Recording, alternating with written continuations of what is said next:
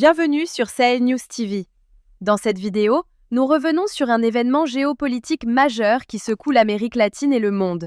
L'intervention militaire américaine au Venezuela, l'arrestation du président Nicolás Maduro et les déclarations du président des États-Unis, Donald Trump.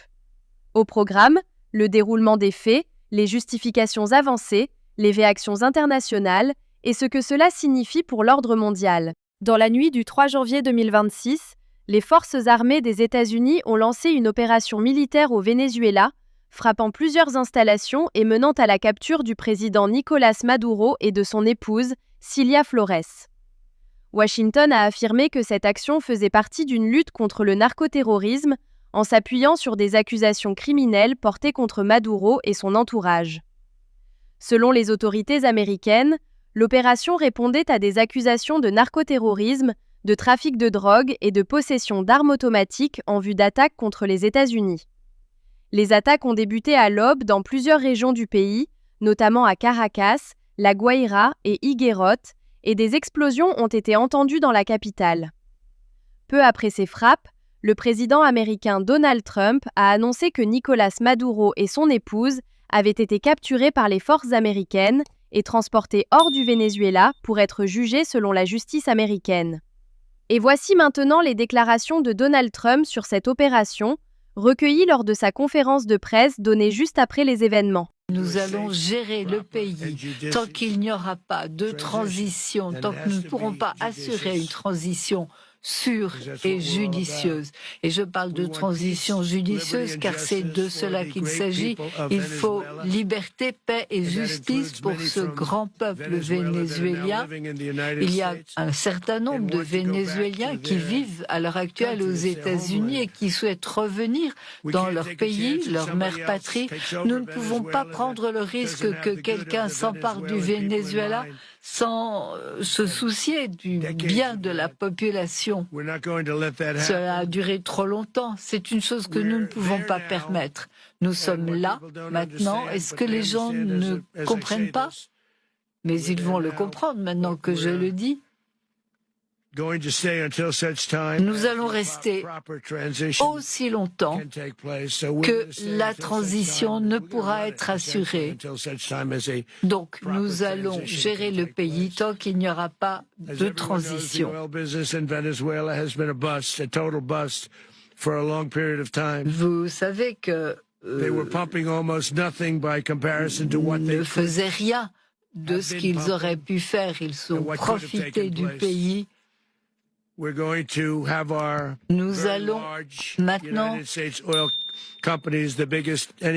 faire en sorte que nos compagnies pétrolières américaines, les plus grandes du monde, se rendent sur place, réparent l'infrastructure en très mauvais état, je parle de l'infrastructure pétrolière, et commencent à gagner de l'argent pour le pays. Nous sommes prêts à mettre en place une seconde attaque, beaucoup plus forte, si nécessaire. Nous sommes donc prêts à envisager une seconde vague, si nécessaire. Nous pensions du moins à l'origine qu'une seconde vague, qu'une seconde phase serait peut-être nécessaire, mais la première attaque a été un tel succès que nous ne pensons pas qu'une seconde attaque soit nécessaire. Cette seconde attaque représenterait une phase, une vague beaucoup plus importante, beaucoup plus puissante, mais je pense qu'elle ne sera pas nécessaire.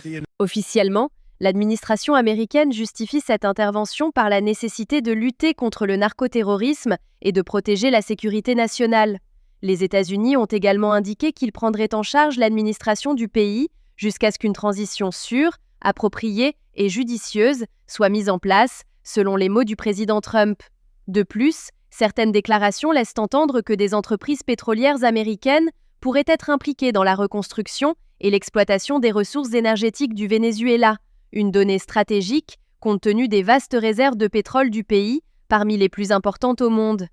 Du côté vénézuélien, la réaction officielle a été immédiate. La vice-présidente par intérim a rejeté l'opération et qualifié Maduro comme étant toujours l'unique président légitime du Venezuela, exigeant une preuve de vie. Les autorités ont également dénoncé l'intervention comme une agression contre la souveraineté nationale et certaines figures du gouvernement ont promis de résister à ce qu'ils considèrent comme une intrusion.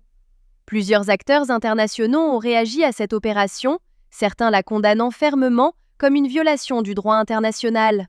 La Chine a condamné l'intervention américaine, qualifiant l'opération de « actes hégémoniques » et appelant au respect de la souveraineté du Venezuela et de la Charte des Nations Unies. De nombreux pays ont demandé la retenue, tandis que d'autres ont appelé à des réunions d'urgence au Conseil de sécurité de l'ONU pour discuter de l'impact de cette intervention sur la sécurité régionale. Je vous laisse écouter le président chinois. Le peuple chinois, la communauté internationale et tous les pays attachés à la stabilité mondiale doivent entendre ce message avec sérieux.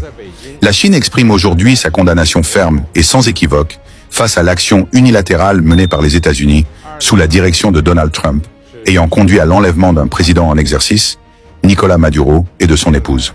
Ce geste constitue une violation grave des principes fondamentaux du droit international, un mépris total de la souveraineté des États et un précédent extrêmement dangereux pour l'ordre mondial.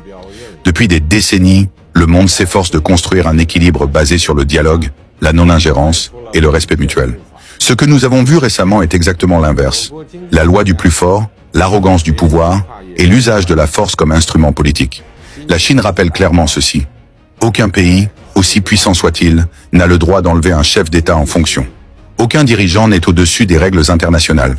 Le monde n'est pas un terrain de jeu politique. Aux États-Unis, nous disons, la puissance ne donne pas la légitimité, la force ne crée pas la justice, et l'intimidation ne construit pas la paix. Donald Trump prétend agir au nom du respect. Mais le respect ne se gagne pas par la peur. Il se gagne par la responsabilité, la retenue et l'exemple.